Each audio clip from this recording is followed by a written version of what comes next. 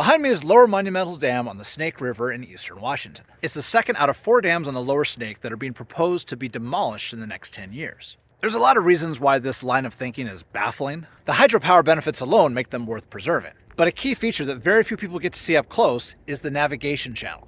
You see, despite its size, the Snake River is really not ideal for large-scale shipping. It's rocky in places and has huge amount of seasonality in its flow. Even back in the old days of the steam-powered stern wheelers, they could only really run the river a few months out of the year. And so the Snake River, along with the Columbia downstream, has a feature that's very similar to the Mississippi, the Missouri, and a ton of East Coast rivers: a series of navigation locks. These locks attach to run-of-the-river dams deep in the navigation channel and make it open for shipping year-round. Shipping that significantly reduces the carbon footprint of all the goods moved up and down the river, which allows a huge amount of the inland Northwest to have access to global markets that they wouldn't otherwise. Something that a huge amount of the eastern seaboard and the entire Midwest has had access to for over a century. This is one of only 2 inland waterways on the entire West Coast, the other one being the Port of Sacramento. Without the Columbia Snake River navigation system, the entire West Coast would be pretty much dependent on diesel trucks. Hands down the most environmentally damaging form of transportation. Every barge traveling down this river represents hundreds of truckloads not on the freeways. Times 2, because every truck has to make a round trip. Even though it's relatively unseen in an isolated part of the Pacific Northwest,